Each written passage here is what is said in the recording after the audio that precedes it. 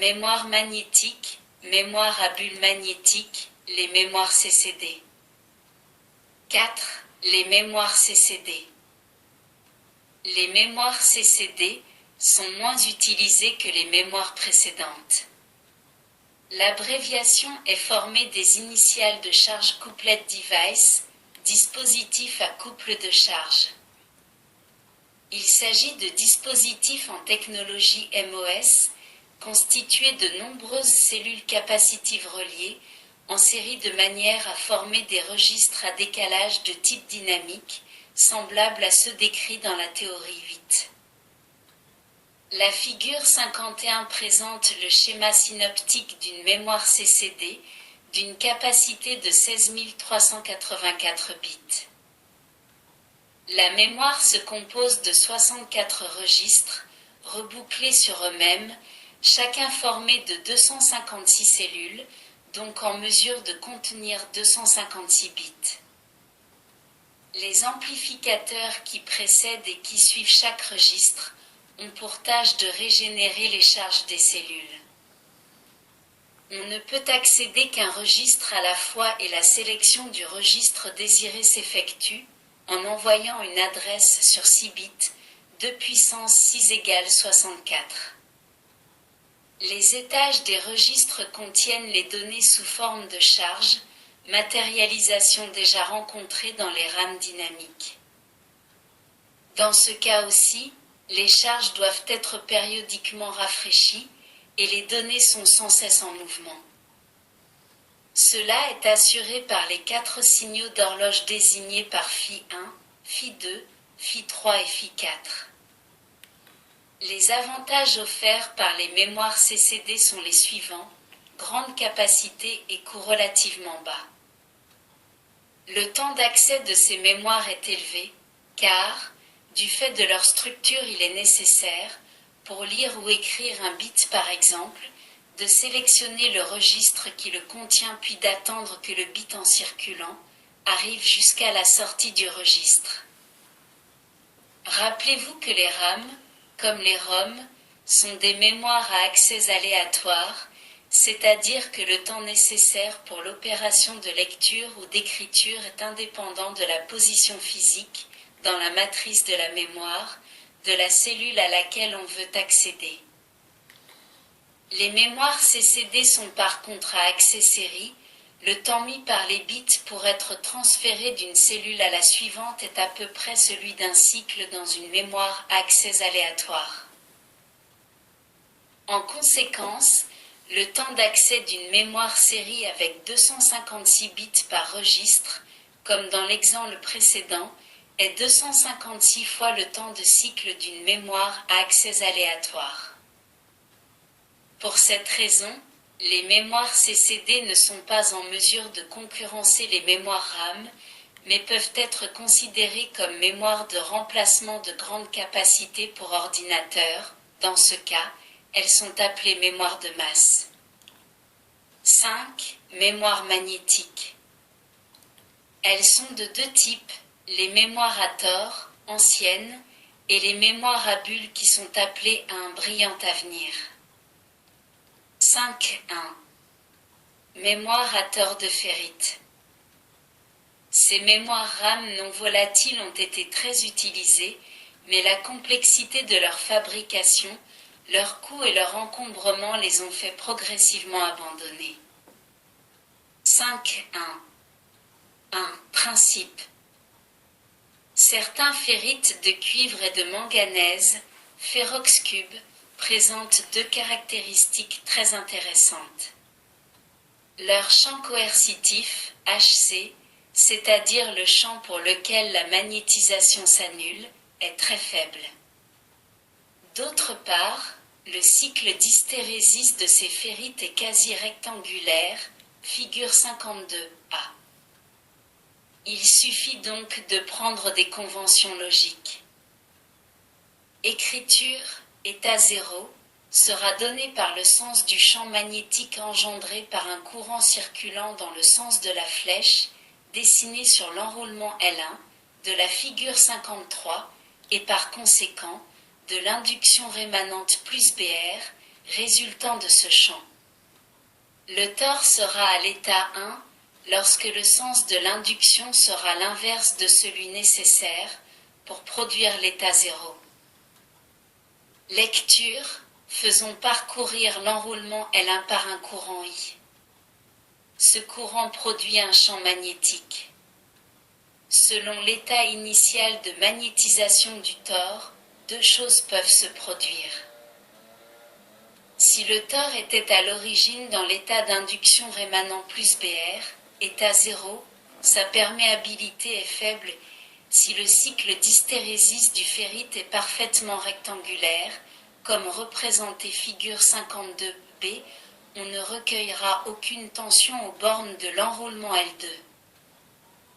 Si au contraire, l'état initial du tore était à l'état 1, le champ induit, s'il a une valeur au moins égale à Hm, provoque le basculement de l'état magnétique de ce tore dans l'état 0.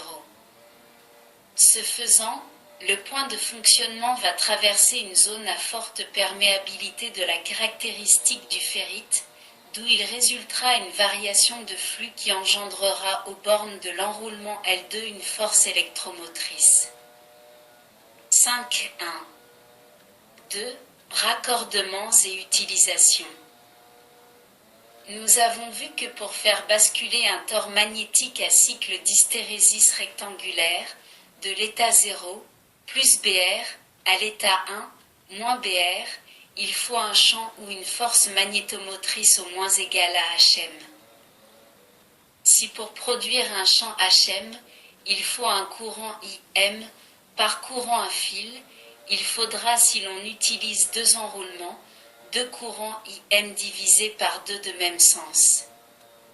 On obtiendra ainsi le basculement du tore que si les deux enroulements sont alimentés simultanément par une impulsion de courant, IM divisé par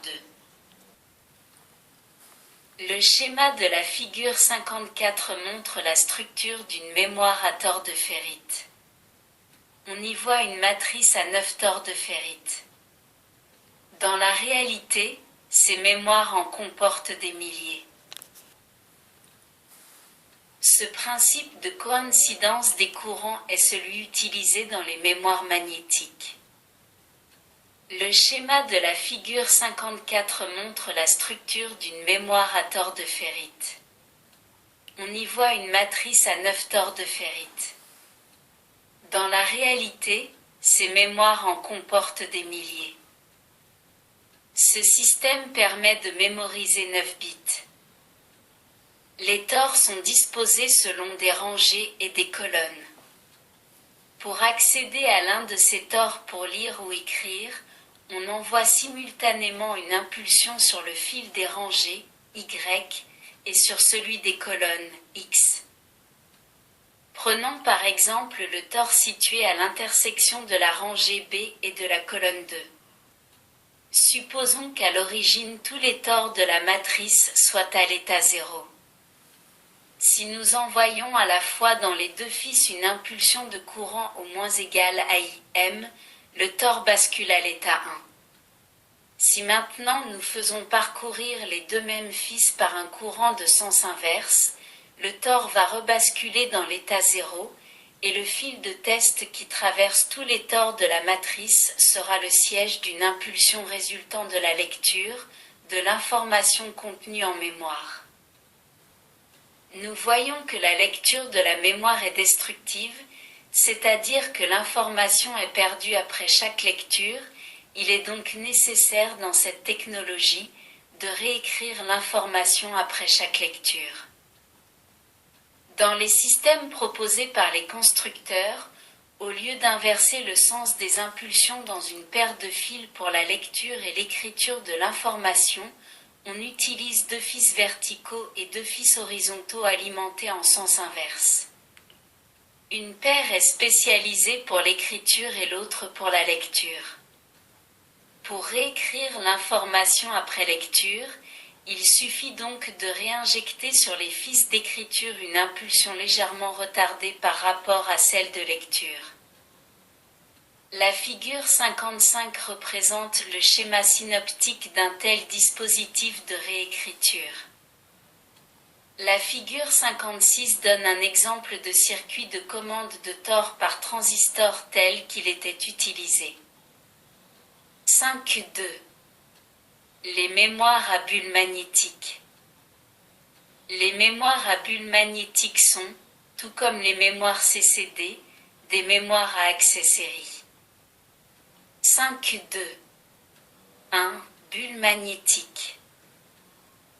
Dans un matériau magnétique en couche mince, les zones aimantées prennent des allures quelconques et se répartissent de manière aléatoire. Toutefois, si l'on applique un champ magnétique extérieur, perpendiculaire croissant, ces zones se rétrécissent jusqu'à former de minuscules cylindres, figure 57. Ces cylindres, que l'on brise par un champ magnétique inverse, constituent des bulles magnétiques et peuvent servir à mémoriser des informations. 5.2. 2. Description des mémoires à bulles. La figure 58 représente une mémoire à bulles vue en coupe. Les bulles de 2 micromètres de diamètre circulent dans la couche magnétique mince, 2 à 3 micromètres, déposées sur un substrat non magnétique, généralement un grenaditrium gadolinium ou de verre. Le champ magnétique permanent extérieur, perpendiculaire au plan de la mémoire, est indispensable à l'existence des bulles. Il est fourni par un jeu d'aimants permanent. Un champ magnétique tournant est fourni par 2 petits enroulements orthogonaux en fils d'aluminium. Ce champ magnétique tournant très faible par rapport au champ magnétique permanent, dit de stabilisation, permet de faire circuler les bulles, figure 59. Les bulles sont guidées dans leur déplacement par un guide en permalois dont les motifs varient suivant les constructeurs, figure 60. 5.2. 3. Fonctionnement des mémoires à bulles. Une mémoire à bulles est constituée d'une sorte de registre à décalage, rebouclé sur lui-même dans lequel une bulle représente un bit 1 et son absence, un bit 0. Pour écrire en mémoire, il faudra donc créer des bulles. Pour lire, il faudra détecter la présence des bulles. Mais il faudra attendre que les bulles correspondant à l'adresse choisie défilent dans le détecteur de bulles du fait de l'accès séquentiel de la mémoire, d'où la nécessité de les faire circuler.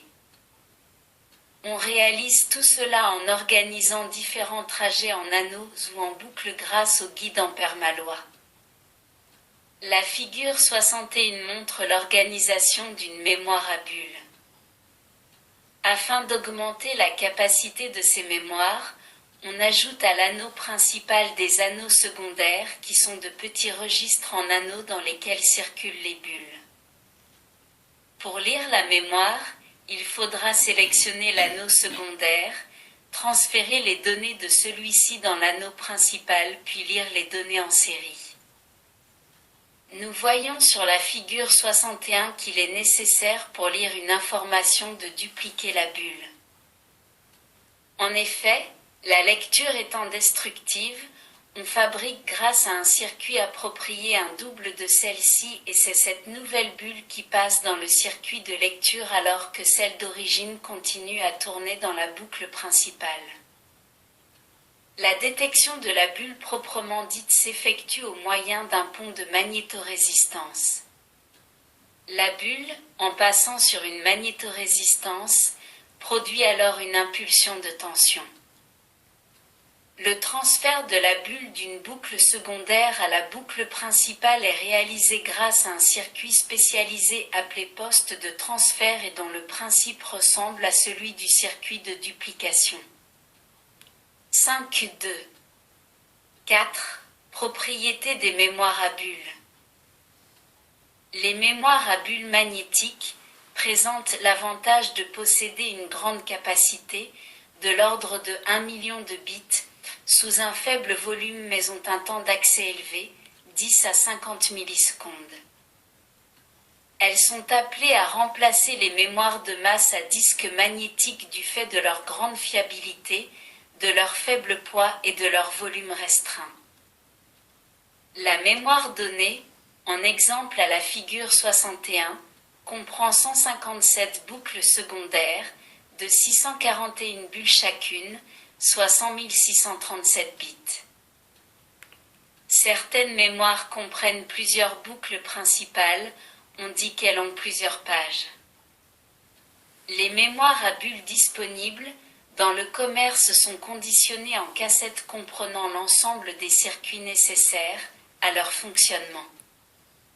Leur capacité varie de 60 kilooctets à 4 mégaoctets, leur temps d'accès est de quelques dizaines de millisecondes. Avec les mémoires à bulles s'achève ce panorama des mémoires. Dans la prochaine théorie 13, vous pourrez voir les réseaux logiques programmables qui, dans certains cas, peuvent avantageusement remplacer les mémoires ROM car ils sont moins coûteux.